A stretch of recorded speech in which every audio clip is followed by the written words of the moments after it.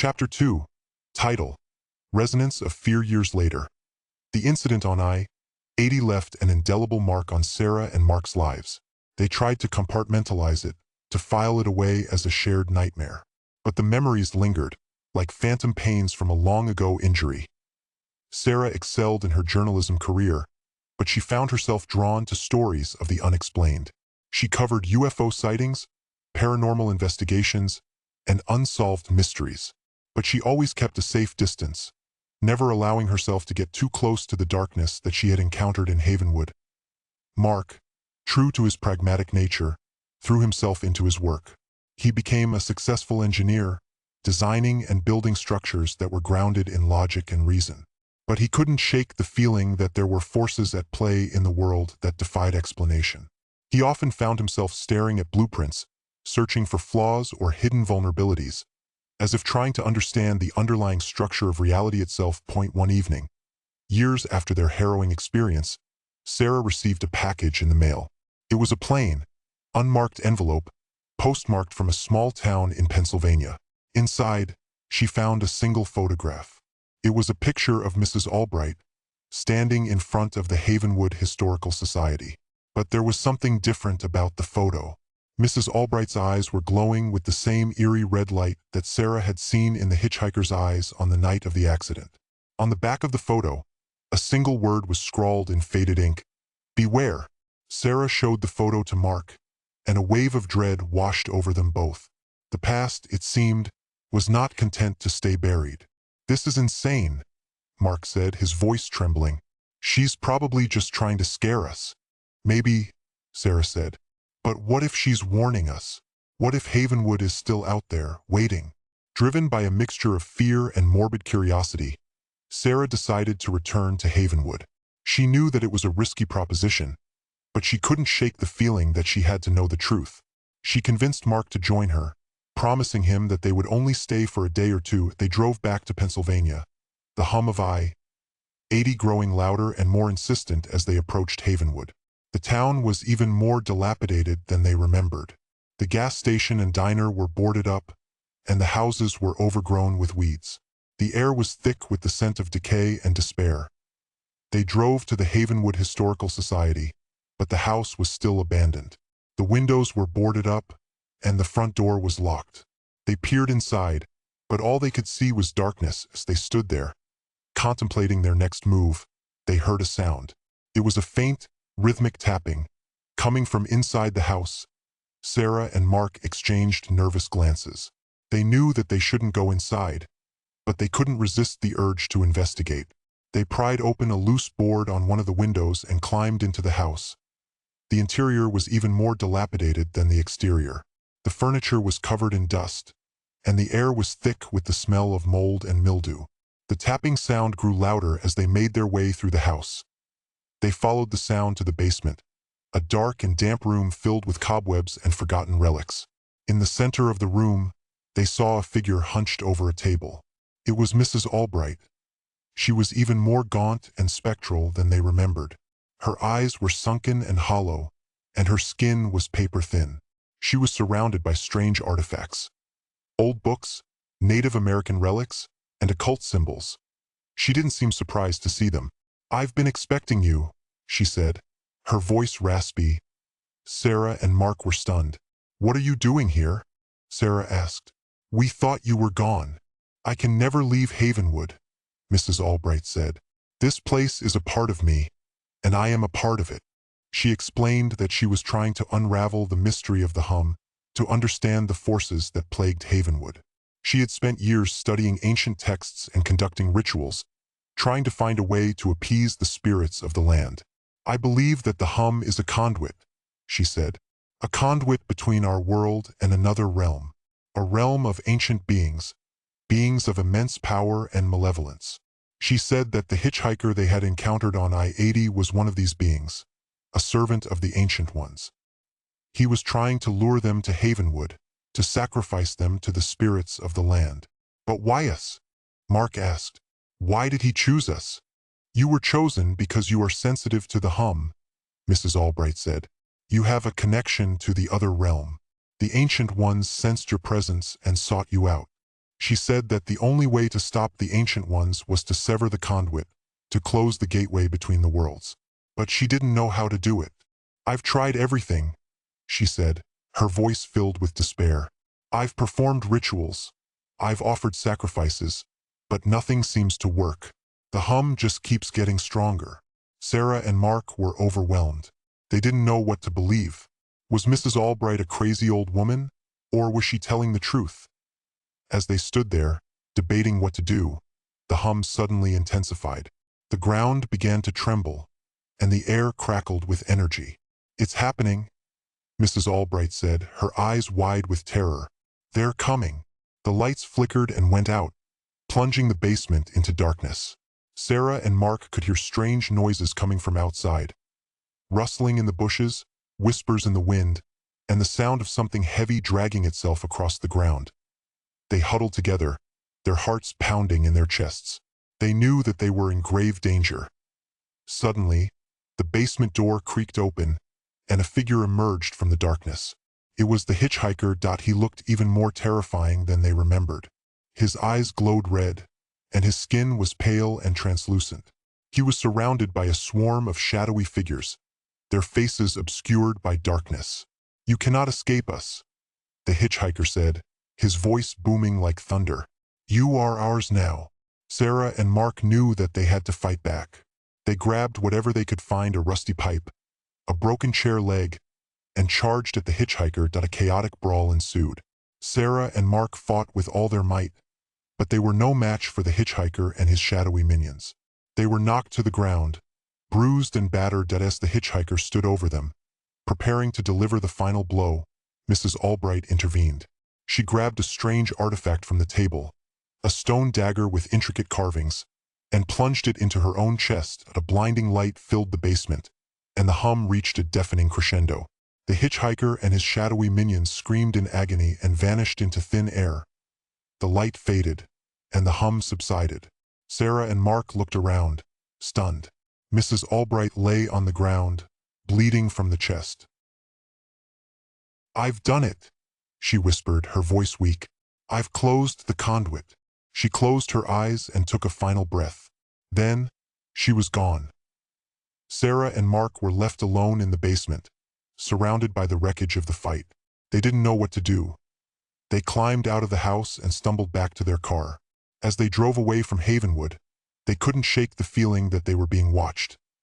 They drove for hours, not stopping until they reached a motel in a nearby town. They checked in and collapsed on the beds, exhausted and traumatized. They tried to make sense of what had happened, but it was impossible. They had witnessed something that defied explanation, something that challenged their understanding of reality. The next morning, they decided to go to the local library and research Mrs. Albright and the history of Havenwood. They spent hours poring over old newspapers and historical documents, searching for clues. They discovered that Mrs. Albright was a descendant of one of the first families to settle in Havenwood. Her ancestors had been involved in a series of strange events, including a mass suicide and a string of unexplained disappearances. They also learned that the land on which Havenwood was built had been considered sacred by the local Native American tribes. The tribes believed that the land was a gateway to the spirit world. Sarah and Mark began to suspect that Mrs. Albright had known more than she had let on. They wondered if she had been manipulating them, using them as pawns in her own battle against the Ancient Ones. As they delved deeper into the mystery, they realized that they were in danger. They were being followed, watched, and harassed. They received threatening phone calls, and their car was vandalized.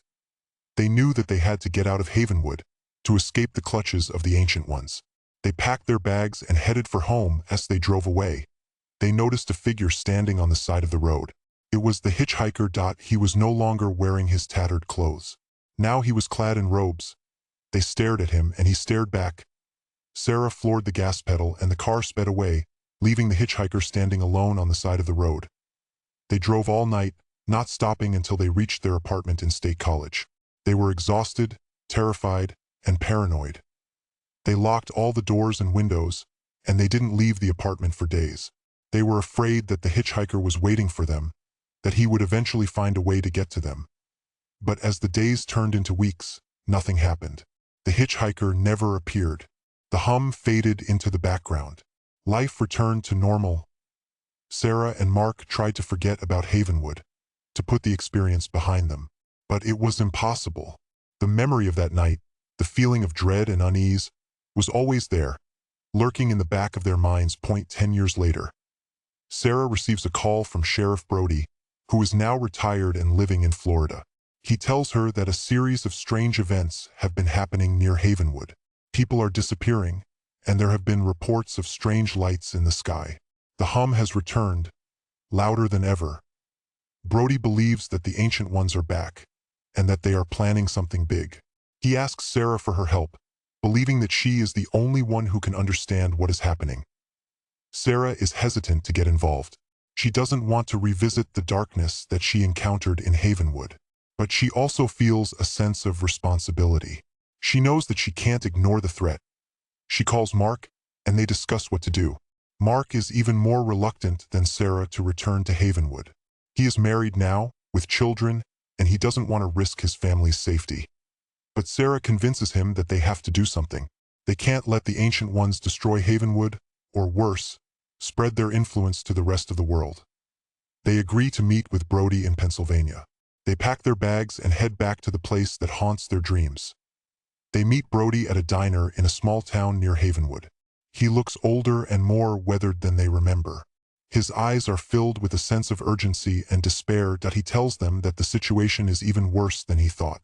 The Ancient Ones are growing stronger, and they are attracting followers. A cult has formed in Havenwood, worshipping the Ancient Ones and performing dark rituals. Brody believes that the cult is planning to open a permanent gateway between our world and the realm of the Ancient Ones. If they succeed, the consequences could be catastrophic. Sarah and Mark realize that they have to stop the cult, to prevent them from unleashing the Ancient Ones upon the world.